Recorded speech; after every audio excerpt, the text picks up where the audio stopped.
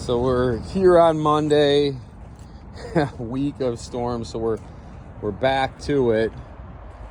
And what we've done, because we're putting inventory here, we have 2 rows, they're all spaced out. So all of our oaks inventory will go here.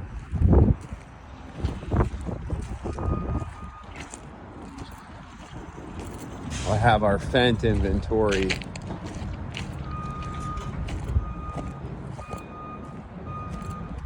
all the way down here. Fent continues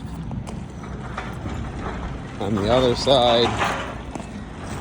It's all starting to move over right now.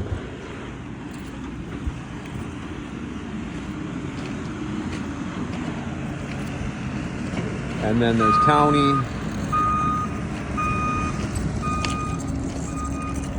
Will be over where these pallets sit. And then again, stuff here. We're just slowly load transferring over.